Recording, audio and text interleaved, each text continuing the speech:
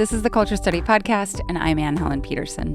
And I'm Sarah Mesley. I'm the author of the new book, Tangled: 7 Iconic Moments in White Women's Hair and What They Tell Us About Power, Pleasure, and Complicity. Sarah, did you notice that my hair was like beautiful and blonde? It was so beautiful and so blonde. I'm being facetious here, but yes. I got it balayaged for the first time in 5 months. Like, just a lot of life was in the way. And I didn't realize until I came home, it felt like I had renewed myself, restarted my life. I had felt so drab and sad about how I looked. And I'm like, this is so frustrating to me that getting these painted blonde things in the the roots of my hair somehow reactivate my sense of self, and really pisses me off. But also, at least I recognize it. It's real. It is real. I mean, one thing my first response, Annie, of course, was an astonishing overwhelm at your beauty and its blondness. But also, when I'm doing this, I just got new podcast headphones, and I have not figured out what the fuck to do with my hair when I'm wearing these headphones. So the first thing I noticed was, she just has the ponytail. So I was really responding to the style, not the color. But also, I think of you as being beautifully blonde. I would have guessed that you just woke up like this every day. Yeah, well, in my head, that is who I am, right? This is my self-conception. And I think a lot of people with similar hair to mine, and I know you talked to Sarah Peterson about this as well. She has similar hair to mine. We, at some point in our childhood, were blonde. And our understanding of self is very rooted in that blondness, which many scholars, and especially Tressie McMillan Cotton, will argue that that's, and you point this out so beautifully in the beginning of your book, part of our relationship to blondness is a relationship to the ideal, which is also a relationship to power, and specifically white power, and you might not recognize it as such, but part of my affection for being blonde is an affection for occupying an ideal. Yes, that is correct. Because it feels really good. Yeah. Right. But it also brightens my face, and it feels like the right color for my complexion, and it makes me feel like summer, right? I know. Yeah, me too. I mean, I also bleach my hair. I never had blonde hair, so it's different for me. I always thought of myself as having, but when I was a little girl, I really believed I had golden brown hair. Golden brown. That's so much better than dishwater brown. It was brown, but it was blonde. Golden brown. That was, in my mind, it was kind of shimmery, and it fit with the myth that I'd been told of you have such beautiful long hair, like a princess, which is, I think, a kind of language that little girls are fed. And so when my parents, took me to cut my hair, I was like, what the fuck is happening here? This is not okay. Yeah. And now I get it blonde, and it's really, I have so many thoughts. The main thing I feel about it is my one cosmetic indulgence. I don't really do my hair, and I don't wear makeup. And this is the thing. This is where I put all my bank. Yeah. Emotional bank, and also financial bank, because it is not cheap. It's not cheap. I think about Amy Poehler has recently talked on her podcast about different types of blondes that you can identify, expensive blondes and cheap blondes. And even within Hollywood, how you can identify this, which is fascinating to me, that you can still pay a lot of money and it's still a cheap blonde. I know. But we are so ahead of ourselves. But I wanted to start with our own hair stories. Right. Because I have been so excited for your book for actual years. The way I first knew that you were working on a book about hair studies, or about hair, and specifically white women's hair, was you would often screenshot things from different TV shows or awards ceremonies, and you would hashtag it hair studies. And the first place that I really remember you doing this was for Daenerys on Game of Thrones, who had Yes. very elaborate signifiers and going on with Yes. her hair. Yes. Can you give us a little, before we talk about the specifics of the book, how did Uh-huh. you first start really thinking about like hair studies and Mhm. specifically like a hair study at like pop culture and hair studies? Like, how did that first become really interesting to you? Was there a moment when I was not fascinated by hair? Like, I can't possibly remember a time before hair Yeah. was something that, seemed really important to how I thought of myself, how I connected to other people around me, how I imagined them looking at me. And for me, Hmm. also, it's a real tactile pleasure. Like, I love to have my hair brushed. I love to braid hair. I love to just the intimacy of it is so beautiful and meaningful to me. So that Hmm. is kind of the root of my questions. But I'm also not only a girl standing in front of a hairstyle asking to brush its hair, but or it's um but I'm also somebody who's, trained in feminist and literary and cultural studies. And as I was, in the early 2000 moments, starting to write a lot about popular culture, particularly television, Game of Thrones, it just became really clear to me that hair was a way that you could see what a piece of media, whether that was a book or especially visual media like TVs or movies, wanted to tell you was real or important about a woman character. Um, and I could say a lot more about that. But so I started getting very interested in the way that shows depicted the reality of women's lives. Like if they were, stranded, let's say, on an island, could they still get their highlights done? Like mysteriously, they could. How could they do that? Right. They could have shaved armpits. How did they do that? We don't know. Hmm. So there's lots to say about those kind of fantasies of reality. So I started thinking about hair definitely in terms of gender as an isolated quality. This is how media thinks about women. Hmm. And then there was a specific moment in Game of Thrones, which, as you know, I recapped for many seasons, Hmm. when Daenerys Targaryen, first of her name, is the queen, the dragon queen, Hmm. is spending time with her friend, who is also a formerly enslaved woman that she liberated, Missandei, who Hmm. is black and who has large, I would say, like 4C curl hair. Hmm. And Daenerys is doing Missandei's hair. And my jaw was just on the floor. I have read and watched so much media, and I asked everybody I knew, like, can you think of any 19th century story where a white woman does a black woman's hair? I couldn't find Hmm. one. I mean, there might Hmm. be one, but I could not think of one. And that was the moment where I really realized that this whole time I'd been thinking about gender, but in fact, I was thinking about race and gender. And Right. my framework that I had grown up with never forced me to think about my hair as an expression of my racialized gender rather than just my gender. And that was really the Right. root of this book. Ah, yes. And we're going to talk about this throughout. This is part of the reason why I knew that we would get great questions from our Mm. listeners, but I also knew that like some of them would be like, "Oh, why am I into this hairstyle or why do I Mhm. not like this hairstyle? Why am I Mhm. fascinated by this hairstyle?"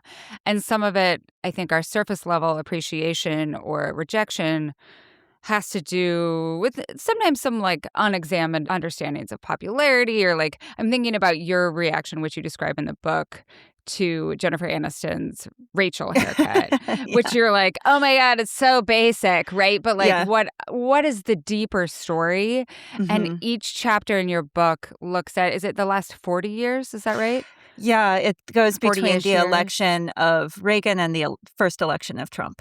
And looks at different like very very visible white lady hairstyles Yeah. Yeah. and unpacking their meaning, their reception, like just thinking of them as cultural objects, right? With so many different inputs and outputs. Yeah, I mean, I think, one way to think about the book is it's 7 essays about 7 iconic moments in white women's hair Yeah. in this 40-year span between 79 and 2016. And another way of saying that is that it's a book about how whiteness has transformed and wrestled with itself. And I Mhm. think that white women's hair is a great place to look at how whiteness thinks about itself because, as I was saying, I spent my whole life thinking about my hair, writing about hair all the time, and was never thought I was talking about race. I thought I was talking about gender power, thought I was Mm, talking about aesthetics. I thought I was talking about class and taste. And all of those frameworks, all of those ideas or languages are ways that whiteness can talk about itself without using the word white. right. And whiteness loves to do that because whiteness does not want to think about itself as a race. It wants to Right. erase its racial identity at every turn. And especially because women's hair is often seen as the realm of the trivial, the aesthetic. It's like fun, it's pretty, it's just popular. It seems very aslant to, as I say in the book, the university, the courtroom, Mm, the business, the place where real decisions are made. White women's hair is also not a place that thinks of itself as powerful. yeah. And whiteness loves to disavow its own power. Yeah. So, precisely because of all of the reasons it seems counterintuitive, it's actually really fruitful. And Right. let me say here as a caveat, I think it's really important for white women like myself to learn how to do this. Really, the risk of the book, though, is that white women have been very carefully trained by people who didn't realize they were doing it to be bad at talking about race, to be bad at thinking about race, and to obscure and occlude it. So I'm really trying to make my good faith best effort here, but the book is really a risk. I'm sure I'm getting a lot wrong. I'm really looking forward to what talking about the book helps me learn, Yeah. which is the No, there's cheerful what way of saying, like, I'm also, like, quite anxious about it in my white lady way.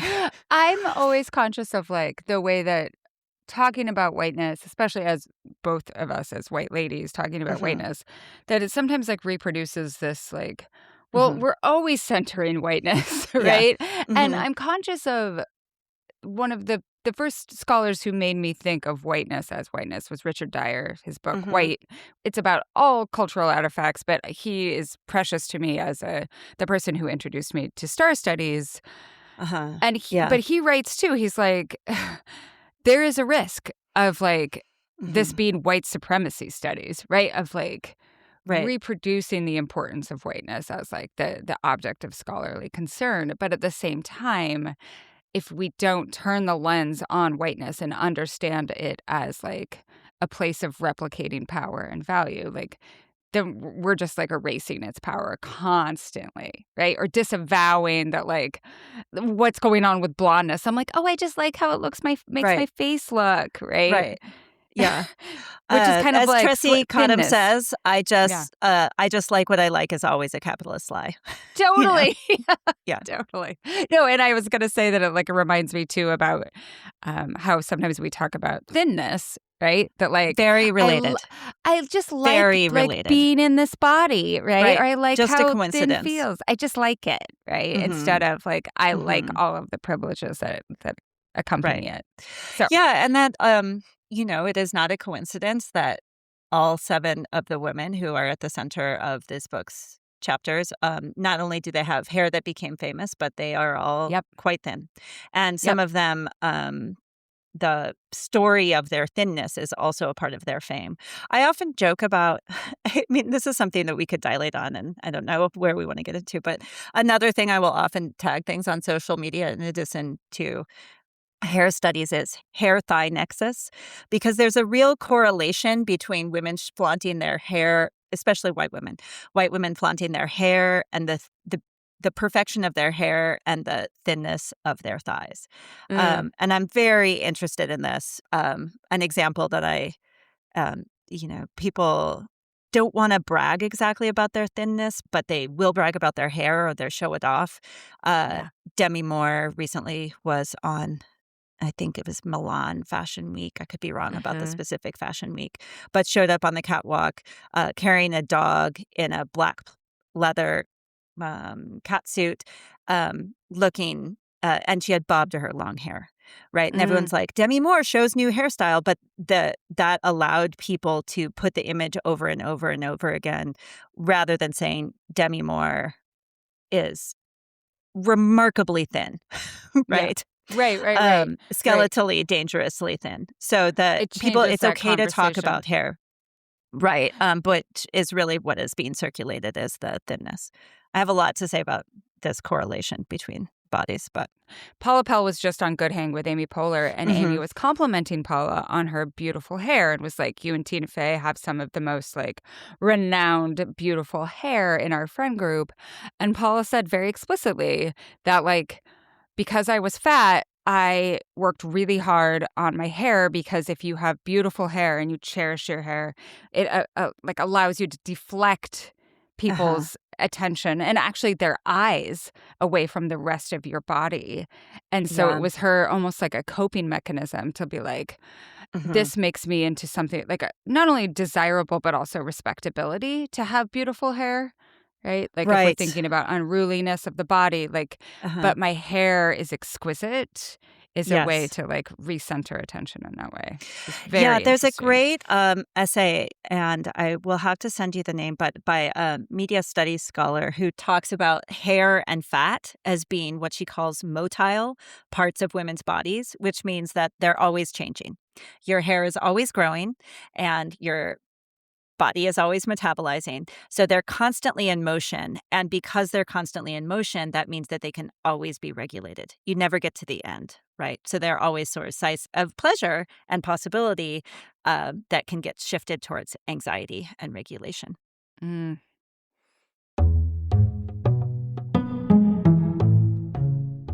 The Culture City podcast is sponsored by Tumble. Melly, last week, my best friend and her kids were staying at my house for a Mhm. full week. And it was like Camp Lummi Island at Auntie Blondie's house. And our house was like the central house where all the kids came. So they were just running through at all times.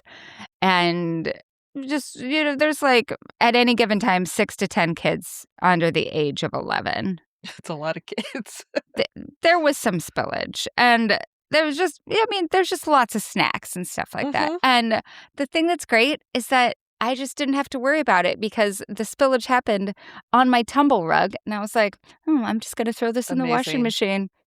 I love Yeah. that could be a new rule for people who have kids in their house rather than like no eating in the living room. It's like Right. you can only snack on the tumble rug. Seriously. I was like, do all of you want to eat like, I don't know, ketchup with your And tater grape tots juice and- on grape juice while watching A Dog's Purpose for the fourth time? Let's do it. With basic spills, you can just like wipe it away. There's this magic fabric that's like spill repellent almost. But then for the deeper cleans, like the grape juice, you can put them in the washing machine, even the larger sizes. You just take it away from the pad, which is this really ingenious pad that keeps it from moving around, and then toss it in the washer. It's amazing. They're also very cute because sometimes I think with these washable rugs, they look like they're washable. They don't look like cool designs. Do you know what I Mhm. mean? But I really love my design. They're perfect for living rooms, kitchens, entryways, hallways, kids' room. I have another one in my guest room. Basically anywhere in your home where life tends to get a little messy. Machine washable rugs made better. For a limited time only, our listeners get 10% off plus free shipping at tumbleliving.com/culture. That's TUMBLE living.com/culture. After you purchase, they're going to ask you where you heard about them. Please support our show and tell them that our show sent you. Today's episode is brought to you by Jones Road Beauty. So again, my friends and their kids were here this past weekend, and we were like trying to do fun things that even weren't on the island. So one night we went into town to the Pump Track, which is this place in downtown Bellingham where the kids go on like this like BMX bike thing where they ride all around and there's just like dust flying. But right there's this beautiful like huge beer garden, all with containers, like container village essentially, of places to get ice cream, places to get beer, places to have hot dogs, fish and chips, Thai food, whatever. It's Sounds amazing. amazing. But Melody, what kind of makeup do you wear to the Pump Track? I would guess Jones Road Miracle Balm, if anything. That's the thing. So it's like a Tuesday in August. You're kind of hot. It's dusty. But you Yeah. kind of want to look a little cute because you're like going into town, at least me. Yeah. The perfect amount of makeup for me is, I put on my cremes and my potions, like just my basic stuff. And then I put on my Jones Road Miracle Balm. Just like put my fingers in the Miracle Balm, just a little bit on my cheeks, boom, boom. And I feel like I'm like sun-kissed, exactly the amount of makeup that's perfect for something like going to a pump track. It's amazing. Jones Road makes modern-day makeup that's clean, strategic, and multifunctional for effortless routines. And for a limited time, our listeners are getting a free full-size mascara on their first purchase when they use the code CULTURE at checkout. So just head to jonesroadbeauty.com and use code CULTURE at checkout. After you purchase, they're going to ask you where you heard about them. Please support our show and tell them our show sent you.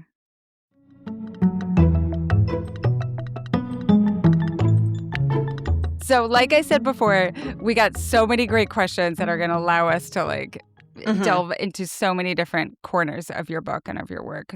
So excited. We talk about color, texture, length, age, conformity, identity, so many things. So we're going to start with a question about color. And this comes from a listener named Rachel. I've spent a large portion of the last 2 decades turning my hair from brown to blonde. It always feels like an uphill battle. It goes yellow, orange, purple, fried, and I look around and think many other white ladies seem to be having the same trouble. My question is, why are we all doing this? I briefly tried heading back to my natural brunette and thought it didn't suit me. I noticed with Sarah Pigeon's transformation from brunette to blonde for Carolyn in Love Story, everyone seemed to think she suited a blonde better too. Why, oh why, are we all obsessed with blonde hair? And, importantly, how can we free ourselves from this obsession? So many. We've already talked about a little bit of this, but what the thoughts about Sarah Pigeon in Love Story, the JFK story. Like, this is also wrapped up in our thinking about Carolyn Bessette, right? And that ideal of certain type of waspy womanhood of the 90s. Yeah. Well, yeah, and earlier too. I mean, I'm the 19th centuryist here, but I'm going to take it back. So I love that this person called it this uphill battle. So the thing I think is useful here is to think about race working in 2 ways. We often think about it as an identity or a category, something you are. Like you can check the box on a census and it says, I am white. Done. And we need to think about race that way because it helps us check differences between, for instance, maternal mortality rates. We need to know the difference between white and black. But whiteness specifically isn't just an identity.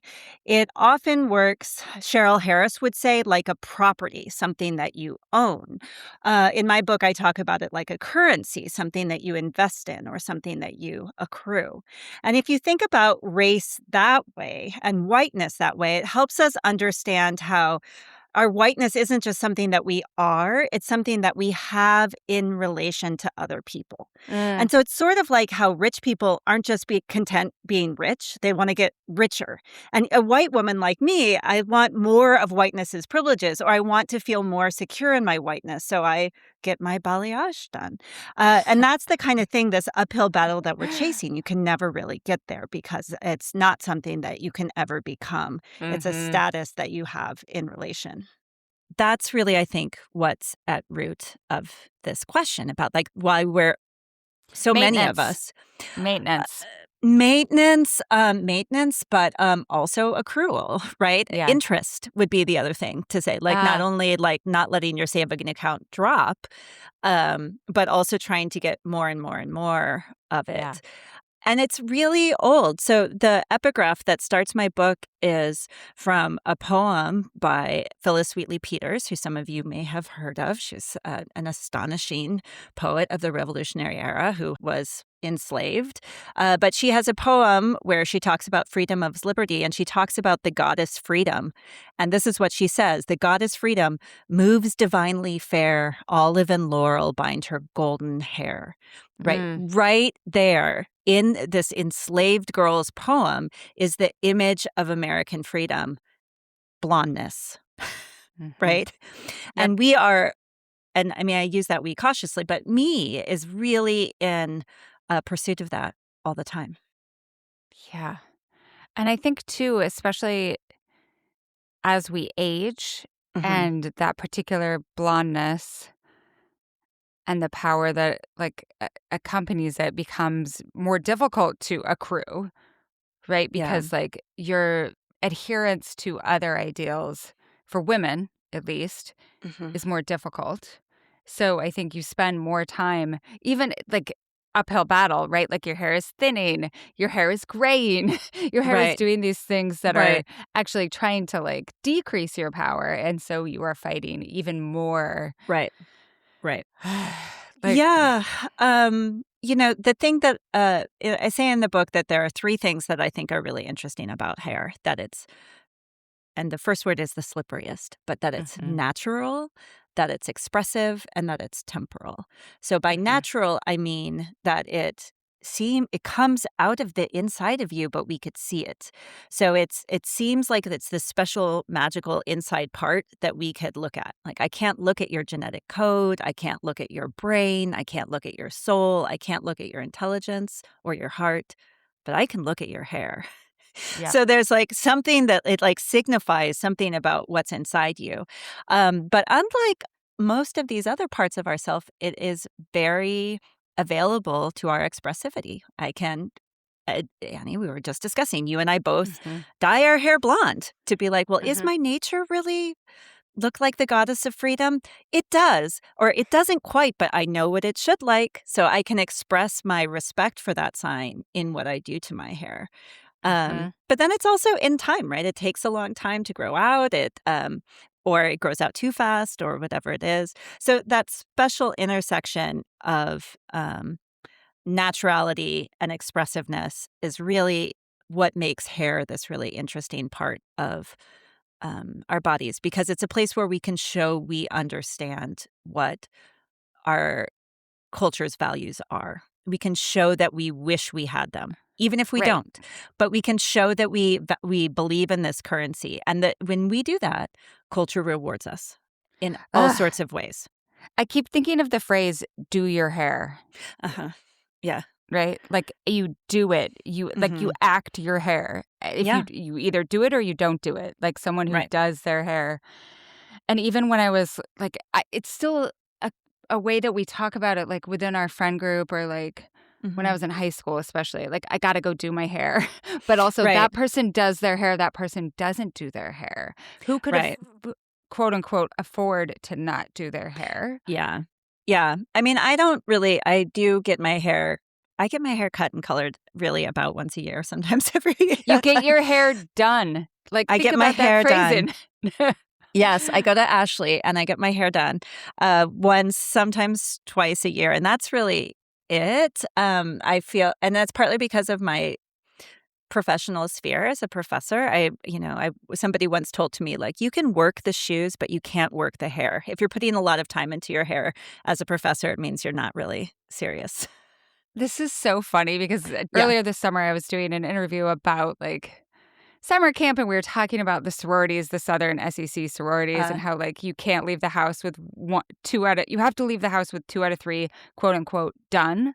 And one of those things, like you have to either have your outfit done, your hair done, or your makeup done, your face done. Right. And first of all, we can also talk about like done as like it's finished, Right. which another thing. But the inverse is true for the people who are instructing those students, that like you can't do all 3. Otherwise it looks like you're like it decreases your intellectualism. And you and I had this experience, I think, when we would attend conferences that like there would be conversations like, oh, well, those grad students are treating this like a fashion show. Yeah, or they're gunning. Right. Like the Right. gunning is really serious. I mean, yeah. But I want to get back to this great part of the question, which is I loved how can we free ourselves of this obsession, right? And I want to say a couple of things about that. And I feel this, right? I really feel this. Mhm. I was really remembering that when I was a girl with brown hair, which, despite how I wanted to think of it as golden brown, I read this fantasy novel um, by Melanie Ron. I think it was called Dragon Prince. But I will mention that Leigh Bardugo also mentioned the same series when she was on your podcast. But in the book, there's a prince, and he's hanging out with all these princesses, and they all have different colored hair. And there's one, and she's very beautiful, but the prince thinks of her as merely brownish. Oh my gosh. And I have been running away from that. Right. Well, there's the red-haired one, and there's the blonde and the black-haired, and then Right. there's the one who's merely brownish. And Right. that's me. But the thing to say is like this, how can we free ourselves of this obsession? Well, on the one hand, it's hard because our American culture for 200 years has been telling us that freedom itself is blonde. So how do you get free from the sense that freedom is blonde when your world tells you that freedom's blonde?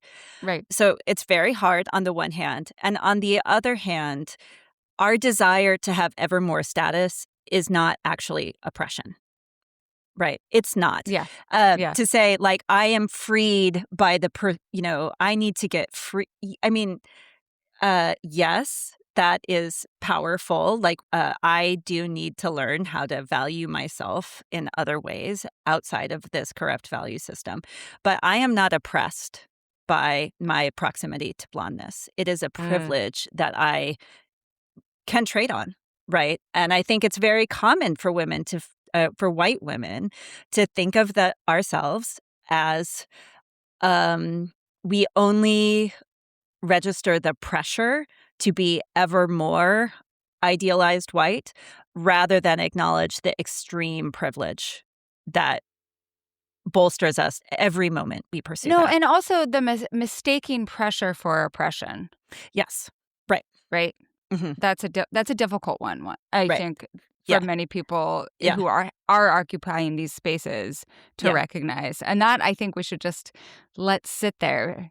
Yeah. Because I think it's a really a good one to let, if you Yeah. are in one of those places, whatever, like, Mm-hmm. if it's about thinness, if it's about whiteness, like, that's Right. pressure is And- not the same as oppression. Yeah. Right. And I really appreciate, I'm not, whoever asked this question, Rachel, I think, Yeah. I think that framing is actually so perfect as in a sense of Yes. the affectation of, I mean, like it perfectly captures the experience. And framing it that way is the necessary step to moving towards a different framing, which is also the answer to the question. Love it. Okay. Our next questions are about basically like grandma cuts, mom cuts. We're going to read them back to back. The first one comes from Elise.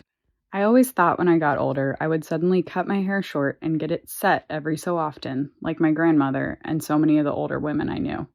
However, not long ago at her 90th birthday, I saw photos of her when she was 20, and she has had the same hairstyle for 70 years. I was baffled by this, but came to realize I wasn't going to change. I was observing a whole generation's hair instead. So what is the future of millennial old lady hair? Will we all look exactly the same as ourselves now or as each other? How does ethnicity impact old lady hair? I am most commonly aware of white old lady hair.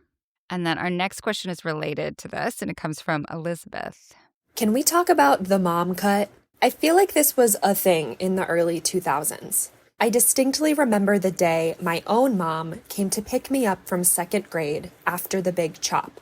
I didn't recognize her, and I was so sad that because my hair was still long, we didn't look the same anymore. Lots of women framed this haircut in terms of practicality or streamlining a busy routine. Was it also a rejection of additional labor? A mark of rebellion? And where did the mom cut go? I feel like this trend has phased out, even though many of the factors seem the same. Okay, I know this is like a triple decker, a quadruple decker question, but I like thinking about like as we age or even just like generational hair trends or that sort of thing. I like pairing these together. So, Yeah. where do we Well, start? Where do you want to go first? well, I guess I have a question for you. Yeah. Do you have a sense of, when I'm an old lady, I will wear purple and I will get X haircut. Sorry, that was a real Gen X Yeah. reference. I don't know. Yeah, no, I get the reference. But do you have a sense of this is what I think my future is? um Someday I'll be done with this and I'll get X. my future, I thought that when I was older, and again, I grew up almost entirely surrounded by white people, and I thought that when you're older, when you go to the grocery store, you wear the like plastic thing over your hair. Like Mm. the almost like a kerchief, a plastic kerchief, which I understood when I asked my mom that that's because those ladies were getting their hair set and they were covering their hair to protect it Uh-huh. from getting wet when they were at the store.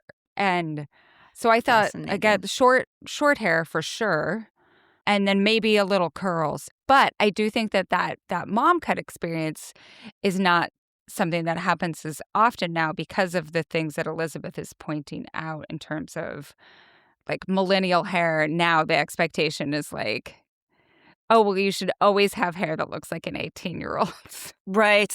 Yeah. Okay. Well, so here, I mean, again, as every time we talk, I am a crucial, I think, 6 years older than you. So Yes. I'm definitely young Gen X.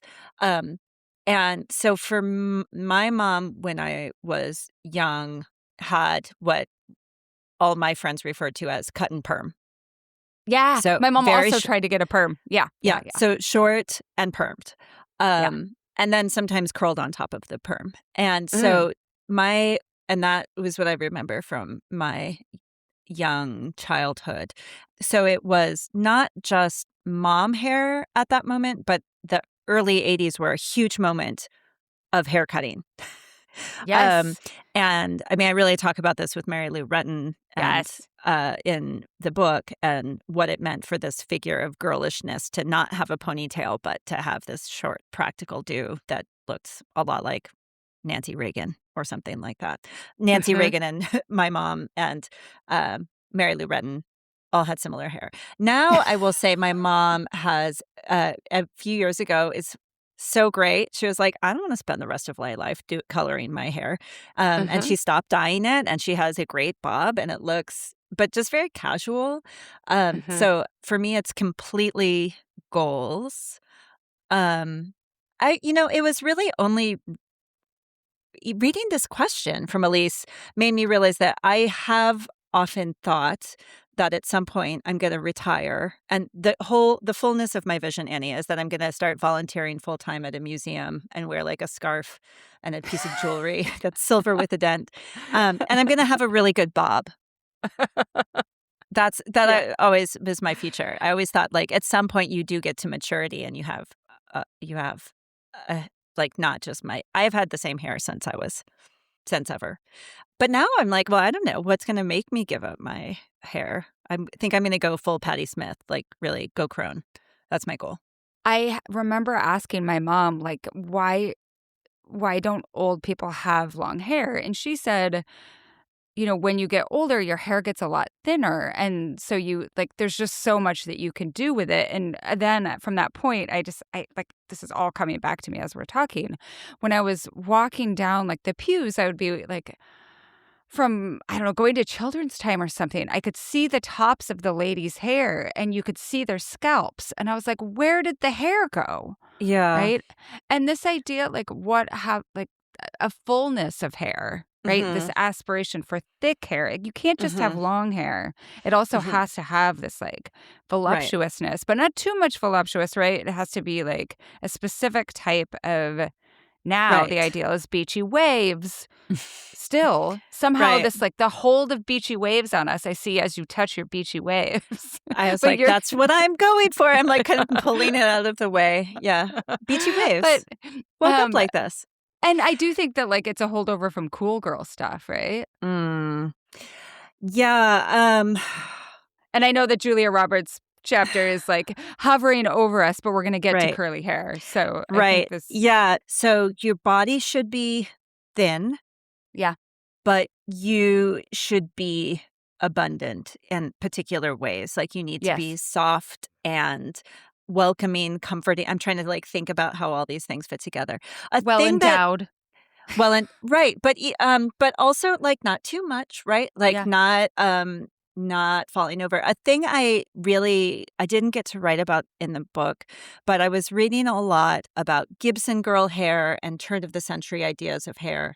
And yeah, one thing that we yeah, would just note, this is prior to the book, but historically is that a particular silhouette of the wasp-waisted woman with really big hair was made famous in around the early 20th century, particularly by this for a lot of reasons, particularly due to this illustrator, Charles Gibson. And I just as a peg here, I think the best person to read about this is Sabrina Strings yes, in her book about fearing the black body. And this particular moment as whiteness was kind of transforming itself, and American whiteness was trying to distinguish itself from British whiteness. And she's so smart about the historical moment. But the thing I wanted to say is that I found this wallpaper that Gibson had designed, and it was for a bachelor apartment, and it was kind of like soft porny, but it didn't show the women's body at all. It was her torso and her face, her beautiful face, and this huge bun sweep of hair. mm-hmm. And it's a perfect illustration of how the full hair is standing in for the not pictured body in terms of how much she might desire you, how much you desire her. I think a kind of sexual appetite that again needs to be enough, but not too much, not too unruly. Annie, to use one of your words. Um, right. So like that fullness is that's partly part of the hair thigh issue as well, right? If your body could be really bony, but you're still full of appetite if your hair is thick. Well, and this is like the postmenopausal woman. Like before, you were referencing Patti Yeah. Smith, like going full crone. Like part of that is like, Yeah. or people who like, I just see like like man repeller hair, like whatever the style of hair is, whatever people call it, or like Right. that rejecting fullness is in some ways rejecting that like that fullness ideal. Does that make sense? Yeah. Yeah, totally. And Um, I think broadly culture has really reshifted how it thinks age should work in all sorts of ways, right. which doesn't mean that the pressure to stay young has diminished, but I think there's a lot of stuff that's up for grabs in what the trajectory of life should be like. How long should different life phases at and that's partly because holding on to youth has become um a sign of class, as other class signs have, Mm-hmm. it's easy for anybody to buy a bag, right? Like they are much more, I Right. mean, not some bags, but some signs of consumption and wealth and status have spread out. But having time to eat well, to do yoga, right? All of those things are Mm-hmm. incredibly narrow still. So holding on to use as a way for class privilege, which is usually also white privilege, to continue to express itself as other signs have slipped away. So that would be my cynical read on why the moment of youth is prolonging as something that's both an opportunity and a pressure. Yes, absolutely. So this next question is actually related. And this question asker wants to be anonymous, so Melody's going to read it. How do you think white lady hair is related to Mar-a-Lago face? Are they one and the same? Okay, can we define Mar-a-Lago face? I think of it as like Kristi Noem's face, Uh-huh. Uh, but also like maybe like a little bit of Ivanka face in there, like Fox newscaster face. Like uh-huh. it's conformity, but there's also like there's a tackiness element involved, which we can unpack my use of that word, right? Well, yeah. So things that I would say about it. One is that it is conformist. It's a style. It's Yep. recognizable as such. It is visibly artificial. It looks like you have had work done. Nobody Yeah. is pretending that they haven't had work done. They're showing that they have, and also that they can afford to. Yep. And it is a slant to conventional beauty norms in a way that we could find tacky. That, I mean, I do think it's really, I find it offensive. I mean, I often describe it, and people talk about this with like Mar-a-Lago makeup as well. I was talking about it once with a friend, Christian Richardson, who I think you know, Yeah. who's great. And we were like, it's kind of like if you made a Cybertruck a face. Highly planed, right? Yes. Very visible, aggressively demarcated lines. And it's announcing itself, Right. right? It's a flex in much the way that the Cybertrucks does. And Yes.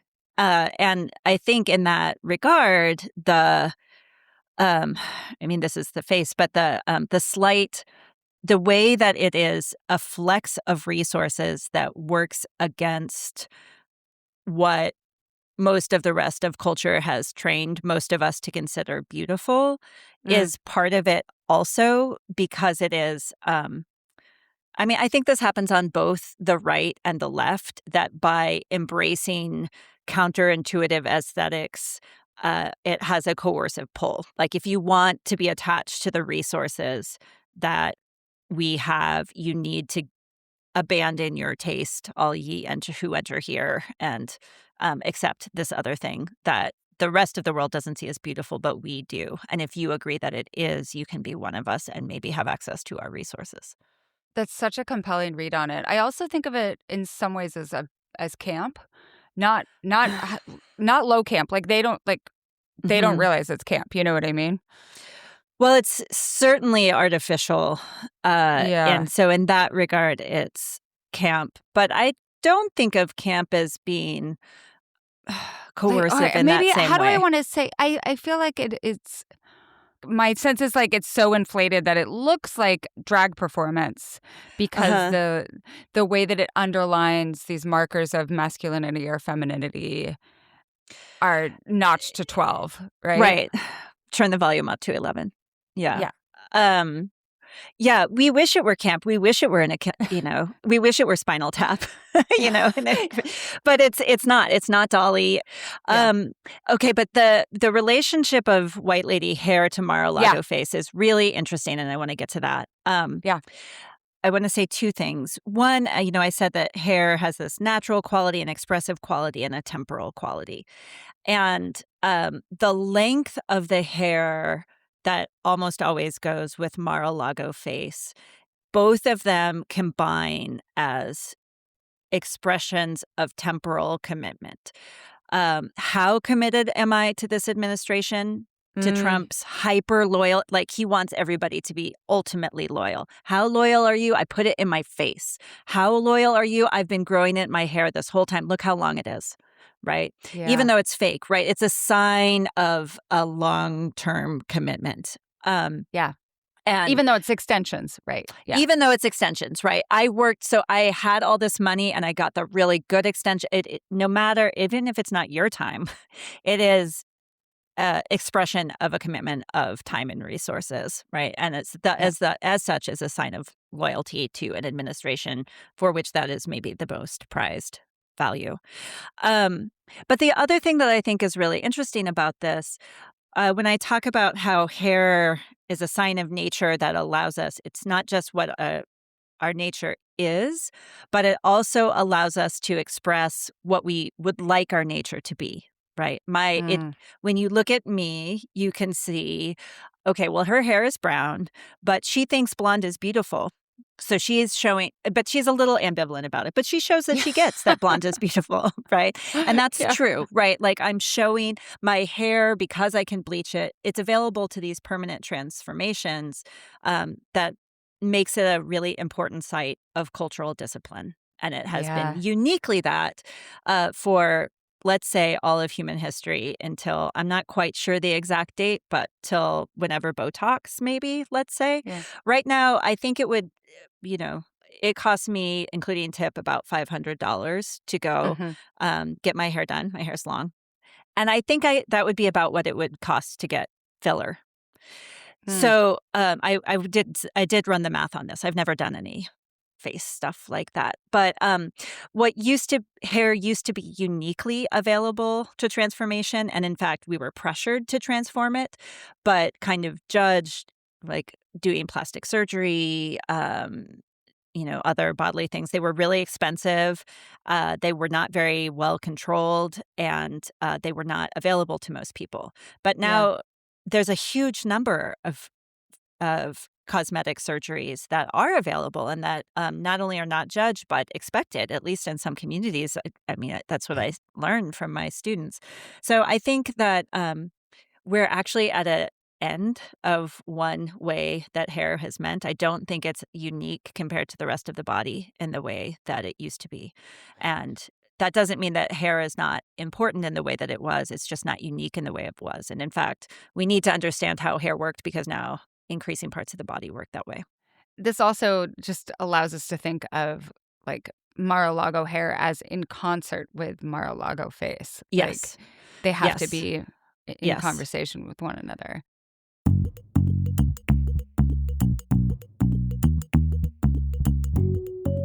The Culture Study podcast is sponsored by Wild Alaskan Company. Melody, let's just do like a quick fire, our favorite things that we have made with our Wild Alaskan Company fish, with our salmon, with our coho salmon, with our halibut, with our cod. Okay. Fish tacos. Salmon burgers. Chowder. Fish stir fry. Just plain fish, like grilled fish with a marinade. Fish sandwiches. More fish tacos. There's so many things you can do with your Wild Alaskan Company fish. It's the best way to get wild-caught, high-quality seafood delivered to your door on your schedule. So one of the things I love is that you get this Wild Alaskan box, and each of the fillets comes individually packaged. So some people split a fillet between two people, and some people, like me, each person wants their personal fillet just to themselves. Same here. But you can decide, okay, I'm going to take out two, and I'm going to easily defrost them, and they're going to be so good. Or I also love it, since we're in shoulder season of soup season. So if you are making soup, you can take out the pollock, and it's already in like the bite-sized bites that you put into soup. It's a revelation. I love it so much that it's pre-cut that way. All fish is quick frozen, fresh from the Alaskan waters, which helps lock in freshness, texture, flavor, and key nutrients like omega-3s. This is also fish you can trust with no GMOs, antibiotics, or other additives. Every order supports sustainable harvesting practices and Alaska fishermen whose history is tied to the region and practice. Wild Alaskan Company is so confident that their fish is the best that they offer 100% satisfaction and money-back guarantee, so you can try your first box risk-free. Go to wildalaskan.com/culture for $35 off your first order of premium wild-caught seafood. That's wildalaskan.com/culture for $35 off your first order. Thanks to Wild Alaskan Company for sponsoring this episode. Today's episode is brought to you by Ollie. So, Melody, you have an Ollie story for us. Yeah, we have recently figured out that Polly's hunger strikes actually have a pattern to them. And it is when we are getting to the bottom of her kibble bag. And so we think the kibble is like stale or has lost its flavor. She's just like over it. And then when we put the new bag of kibble in the container and scoop it out, she's ecstatic. It's like the best thing she's ever eaten. So one thing that helps her get over her hunger strike when we are reaching the bottom of the kibble bag is to use some fresh Ollie as a topper. And then she is a clean bowl little girl. Oh, of course. I mean, this past week when there were so many children here, it just creates there's some stress in the air for Steve, especially because he's just like a stress eater, a stress anti-eater. And using some Ollie, his favorite is the turkey and blueberries, on top of his normal kibble, it's absolutely the way to get him back on eating. One of the things I love about Ollie is that you can tell how high quality is by the size of their poops. We're talking far fewer poops and smaller size. I know that it's weird to talk about that, but it actually is something when you have a dog, you think about it every day. Ollie's fresh recipes are developed by real chefs with gut-friendly ingredients that support better digestion, energy, skin health, and, of course, better poops. With flavors like fresh beef and sweet potatoes or, again, Steve's favorite, fresh turkey and blueberries, you will notice the difference fast. From the moment you start your subscription, everything is tailored to your pup. They have perfectly proportioned meals, they have a pup tainer and a scoop for easy storing and serving, and no gross metal can just hanging out in your refrigerator. And there's a smooth food transition guide, so if you are transferring your dog away from a different food, you really help keep their digestion on track. They also have free on-demand vet support that helps you diagnose your pup's weird poops, upset stomach, and more. This summer, you can treat your pup to better food and perfect poops. Head to ollie.com/culture, tell them all about your dog, and use code CULTURE to get 70% off your welcome kit when you subscribe today.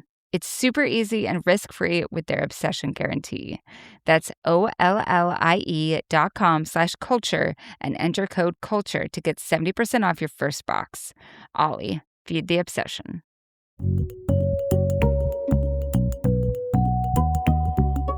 Okay, we really have to talk about curly hair. We got so many curly hair questions. And I am obsessed with the Julia Roberts chapter, not just because I think Julia Roberts is like just this incredibly pivotal moment in the history of stardom. But, okay, so we're going to read these two questions back to back and then discuss them together. This first one is from Willow. Why did so few white women with wavy or curly hair learn to take care of it as kids or teens in the 80s and 90s? Why did I grow up learning to straighten or brush out my curls? I'm 48 now, and in the last few years, I've learned how to embrace my natural curls by taking care of them, which essentially means one thing: not washing them very often. Also, conditioning them or moisturizing them really frequently, since dryness is the main enemy of curly hair. Why did I never know this before? I can't help thinking maybe it was the advertising around shampoos when I was growing up, and companies selling us the idea that you had to shampoo your hair every day or two. Even more mysterious to me, my own mother has hair that's more curly than mine and has worn it curly most of my life. Why did she never teach me how to take care of my curls?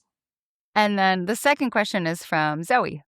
As a curly-haired white Jewish woman who was a teenager in the early 2000s, when all my peers were straightening the shit out of their hair, I've always understood curly hair as a deviation from the ideal, which I now understand is deeply rooted in white supremacy, of course. But curly hair had a moment in the 80s and early 90s, and if the TikTok hair tutorial girlies making videos about discovering that they have curly hair are any indication, it is again, or at least was a few months ago. What explains curly hair coming in and out of acceptability? The current iteration feels a bit like Kardashian-inspired white girls talking about what a big butt they have, but I'm not sure if I'm just being a jerk. Okay, where do we start? There's so much good stuff here. The chapter, you talk a lot about how race scientists actually came up with like hierarchies of the curls, right? So can we start there just to talk about a little bit of that? Yeah. So, I mean, again, my specific breed of nerd specialty, nerd is my highest praise, is American women's popular media, particularly literature, before the Civil War, which is entirely inflected by race and I mean, and is really the moment where we see the rise of the media culture that we live in now as the first moment of mass media.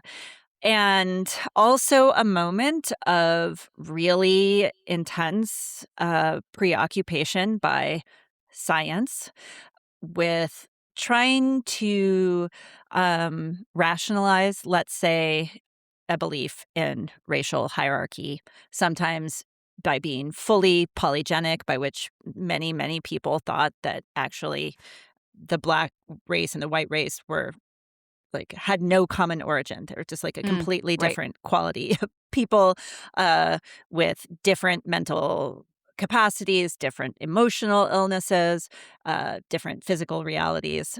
And so if your whole world order and all of your privilege depends on believing that it is okay to keep some people enslaved and some people continually pressed off their land and some people in specific geographic hierarchies, you know, even amongst what we might call whiteness. There are definitely hierarchies within this as well. You really are going to put a lot of work into proving that you're right. And so people like Samuel Morton developed really intense hierarchies of hair, and how the follicles worked and how the root of the hair worked and how the pigment worked. And you would literally get in trials where people were court cases where women or people were trying to say, no, no, no, this person has enslaved me falsely. I am white. As you can see from my skin, I'm white. And people are like, I don't know, is she white? And you would get people to come in and testify like she has been very proper. She has only acted in a way that only a white woman could act this way. And then you would also get people to come in and say, I cut off strands of her hair and I looked at it under a microscope. And yes, she's definitely white. I can tell you because of the follicle of her hair. And when the follicle is also connected to the question of whether or not it will curl and how it curls. Yeah. So this is a long way around to your question of the question of, is it curly? Is it not curly? How do we know what it is? What does it mean if it is? Are tied to huge questions of just what kind of autonomy you could have, what kind of property you could own, how you could be treated by every institution in American culture. So the intensity we feel about curly hair is not bullshit, right? Right. We feel intense about it because it is carrying this huge weight. Yeah. And also the way that it becomes desirable, but only in specific iterations, right? So can we talk a little bit about that and how, like, Julia Roberts' hair, I mean, I just recommend this chapter so strongly, becomes this I'm so glad you signifier said that. of, I like, really, really worked on it hard. I wrote it forever. I feel like I've never finished writing that chapter. It was so hard for me to there, write. I mean, so much, like, ideologically happening with not only her star text in that moment, but also with, like, the narrative of Pretty Woman and, like, how it was, how the script was And every originally so rom-com of the fucking 80s. dark. The screen, it was so dark, and then Disney bought it and was like, let's turn this into, like, a post-feminist fairy tale. And then you It's gonna connect be this great. to, like, financialization, all of this different stuff. But, like, even if you weren't looking at this movie super closely, like, people, if you've watched it, you remember she has this blonde bob and then reveals, like, the true beautiful self, which is a Red curls. seemingly wild, unkempt, absolutely exquisite head of, like, just gorgeous hair. Yeah. And gorgeous Yep. red curly hair that, like, flops around the way that I always dreamed, like, oh, like, this is when you have Every a ton dream. of This is hair, it exactly flops. what I wanted. Yeah. The flops. So, like, what And made she just scratches it and it looks better. Like, that's what I want too. It's like, Yes. I'm just so, like, free. Like, there's that Patti LaBelle song, Wild Women Do and They Don't Regret It. Yes. That's what my hair says. Yeah. and Yeah. but why was, like, and this, I think we get this too with, like, what good, quote unquote, like, well taken care of curly hair can look like now. And a lot of it has to do with, like, the pristine quality of the ringlet. So can you talk a little bit about this? Yeah. Okay. Well, so the main thing I have to say is that I have extremely straight hair. So I am very ignorant about curly hair. I'm very ignorant about the caretaking of curly hair. So I have a lot to learn from these questions and from everybody and from my friends. I will also say that I have a son with very coarse, thick, curly hair, which does come from my side of the family. My brother has that, but I don't have it. And I had no idea. And my kid, who had his hair long and he was constantly trying to make it less frizzy, and he would brush it and brush it and brush it. And if I tell that story in a room full of people with curly hair, they all start flinching. Yeah. Because they're like, no, no, no, that's not right. That's not right. But I didn't know. And at one point, my friend Lauren, who has gorgeous, thick, curly hair, took me aside and was like, Sarah, you're a wonderful mom and you're failing your child. And Mm. she was Yeah. like, can I help? And she sent all of her favorite curly hair products and a comb. And she's like, this is what you do. um, yeah, so I don't know, but it was definitely hard-won knowledge for her too. I have a couple of friends with curly hair. I guess I would say I don't feel like I have all the answers for this. My editor for the book also has very curly hair, and this was the chapter that she pushed back against more and more and more because I kept expressing the fantasy of, and then if you have curly hair, everything is great. Right. Which I believed. And she's like, Sarah, you have no idea how hard it is to like regulate and all of the work and the time. And it's true. That is not a part of Well, how I have to it's spend my days. appropriative, right? It's like you want the part like that you understand as like the exoticism of curly hair, but you Right. don't want the other components of the identity as well, right? Right. Right. So I guess I would say there are two women in the book whose hair star power has to do specifically with curls. Julia Roberts and the Rachel, or Jennifer Aniston. And Jennifer Aniston did not have curly hair ever as Rachel. She mostly had very blown out hair. She mostly didn't have the Rachel as Rachel. Actually, it was fairly short lived, as we all know. Yep. But those are two different ethnic relationships to white ethnic relationships to curl, and two displays of how to make them valuable and attractive. And I really think they work in parallel together.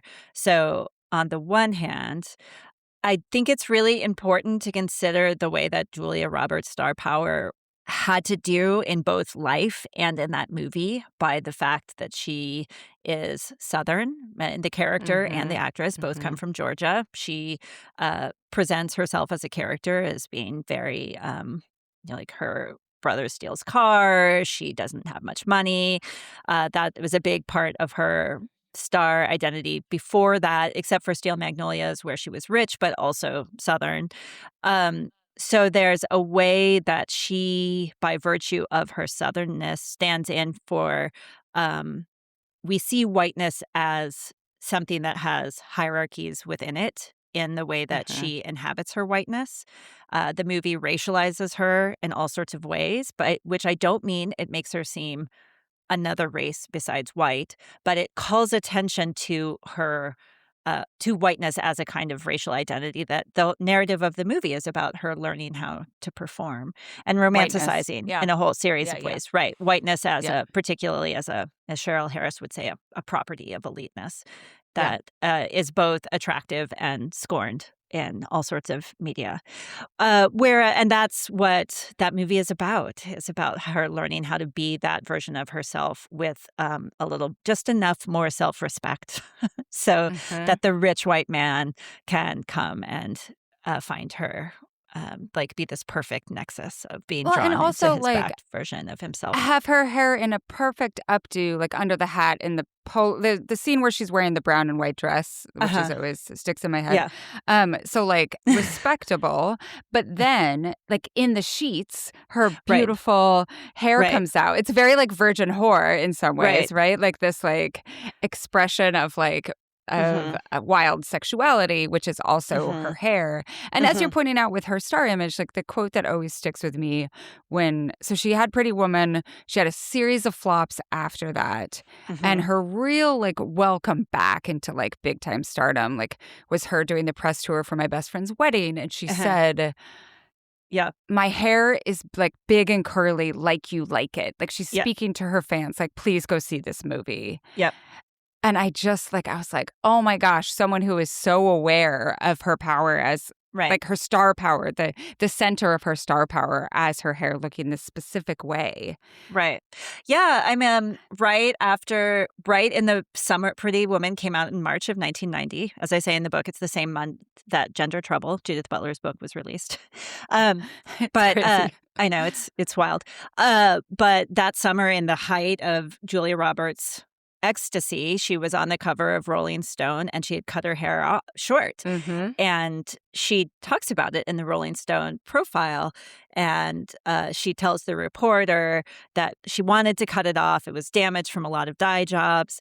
And people said, no, you can't do it. Everybody had to fit. And she said, people acted like I would be cutting off my personality. Yeah. But then Kiefer Sutherland said, it's totally cool. Cut it all off. Her boyfriend at the time. Oh, yeah. So, her fiance, thanks, who she Kiefer. left it like basically at the aisle or at the. So Can't blame amazing. her on that one. Okay, but then you contrasted this with the way that like Rachel Green, the character of Rachel Green, deals with her curls, which is the understanding. I don't remember this vividly that she straightens it. Well, she definitely straightens it. Yeah. Right. I mean, like I mean, it was 1994, so yeah. Right. I mean, she gets the Rachel right at the end of the first season, but if you look at what Jennifer Aniston's hair was like prior to Friends, when she was presenting Chris McMillan, her longtime hairstylist, the one who gave her the Rachel, the Lifetime Achievement Award for hair. I can't remember that, but she was presenting the award, and she's like, before Chris, my hair was just, this is what she says, Greek and frizzy. And that he was the one who found all these ways to manage it. And I think that a lot of what Friends is about, I talk about in that chapter about that show is kind of a show that's not just about gentrification as a matter of white people in cities pushing out people of other races, although it is certainly that, but also about the pressure of those white people to push out all of the markers within them of various ethnic signifiers that are not Anglo. So that's cheerful. No pressure. I could talk, like, there's so many other examples. Like, I'm thinking of Anne Hathaway at the beginning of Princess Diaries and the way that her hair looks there. Yeah. I mean, in that chapter, I also talk about Jennifer Beals.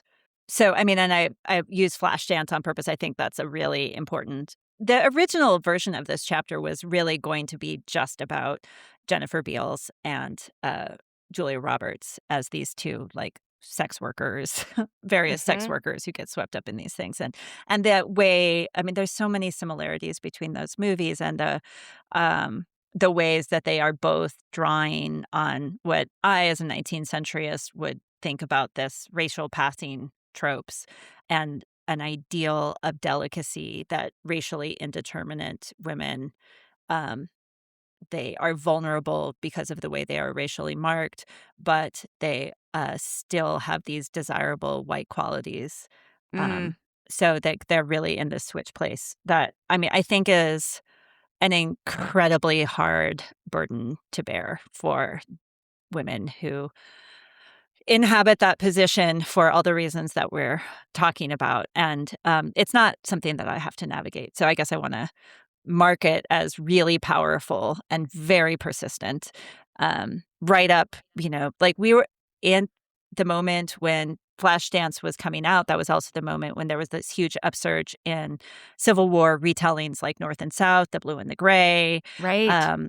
All of which had these tragic mulatto figures that they stage as stuff. Like their grandmother was a prostitute, but they passed as white. Right. Like that story I would like to say we have moved past it. We are still living it very intensely, and it takes real pressure for women and not me. So I want to be kind of humble about that.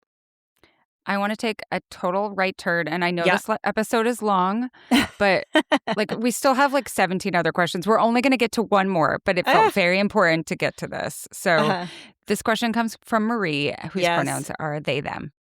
For the White Lady Hair episode, although technically I don't identify as a lady, I have a queer haircut, short and asymmetrical, plus I have curly purple hair, so that helps it flag as queer and not Karen. But sometimes I have an existential crisis about why is my queer haircut so similar to the Kate Gosselin classic? How does asymmetrical short hair read so differently based on context? This just felt so important to like not only talk about queer haircuts, but also the rejection, the like anti-Karenness, like trying to figure out, does my hair look too much like this haircut that signifies a certain type of white ladyhood that I want to reject? Yes. Well, the good thing about that is that it help when you're seeing a counterculture and you can see the hair within it as a kind of costume that marks you as a part of that culture. It helps us remember that things that we think as normal are also costumes. Yeah. Right. Yeah. Not that all cultures and subcultures are the same or countercultures are the same, but they are about drawing people in and making people recognizable to each other. Yeah, I mean, I will just say as a middle-aged person, I have several friends who have kind of like punk hair that they've had since the 90s, and they're like, now that I'm 50, I just look like Kate Gosselin, just look like Karen. Right. It's tricky. And I was really thinking about that with the earlier question about when my mom had her haircut, it was a cut and perm, but if it had been 15 years later, it might have been more of the Kate Gosselin, which is a very specific hair style. I think I wrote a lot that I didn't end up in the book, so I'm always glad to be asked it, about how I really see Jennifer Aniston with the Rachel as being a switch point between punks and Karens. And she has this kind of like, it's aggressively layered, it's aggressively dyed, but normalized, and then a very aggressively white, reactionary, conservative slice of the population picked that up, made it actually more aggressively dyed, more aggressively razored, punked, propped up, and that they're filtering punk anger, which was against the norms, and rebranding it as a manifestation of right-wing conservatism. Right. So it feels like an expression of freedom and rebellion, even as it is aggressively monitoring everyone's freedoms. And in the typical Karen move of like, you can't have a barbecue here. No, that's the volume's too loud, right? Yeah. That's the least punk possible thing, but the hair makes it seem like swaggery, powerful, tricky. So I guess I would say to Marie that you don't need to feel bad. It's not your fault. I love purple hair. And the reason why you feel that proximity is because you have a rebellious power that the right wants. And fuck them. Yeah. This is the best way to end this episode. You have a rebellious power that the right wants is so fucking good. I cannot tell you what a pleasure this has been. I strongly encourage everyone listening, please pick up the book. I love like that each chapter, it's, it's obviously it's essays, but you think of it like a short story collection. Like you can just read like one essay and then put it aside and then come back for more. Like it is devourable. So thank you so much. I worked really hard. I hope everyone likes it. Please tell me about your favorite haircuts. This too. We didn't even get to talk about Taylor Swift's hair or Dolly Parton's hair. Like, oh my gosh. So much So much to say. Where can people find you on the internet if they want to hear more from you? Yes, my name is Sarah Mesley, and my handle is at Sunset and Echo on Instagram mostly, nominally on Blue Sky. That's where I am. Also, Instagram is the place to find you. Instagram is the place to find me, yes. Yeah. Yes. And I will say that I'm rebooting a digital magazine called Avidly that I've edited for a long time. And I would welcome other people to pitch things to me that they would like to write about hair for the Hairstyles vertical. Amazing. Yes. We'll put all of your contact info for that in the show notes and also links to everything that we talked about. So thank you again for joining me. It's been a pleasure. Thank you. Take care, everybody.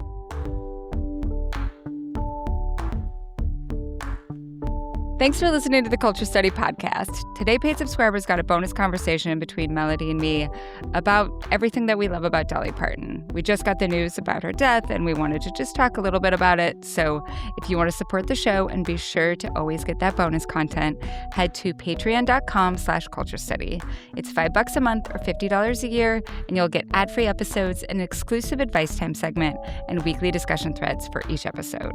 Also, be sure to follow the show wherever you get your podcasts because we have so many great episodes in the works, and I promise you don't want to miss any of them. If you want to suggest a topic, ask a question about the culture that surrounds you, or submit a question for our subscriber-only advice time segment, go to our Google form at tinyurl.com/culturestudypod or check the show notes for a link. The Culture Study Podcast is produced by me, Anne Helen Peterson, and Melody Rowell. Our music is by Poddington Bear. You can find me on Instagram at Anne Helen Peterson, Melody at Melodious47, and the show at Culture Study Pod.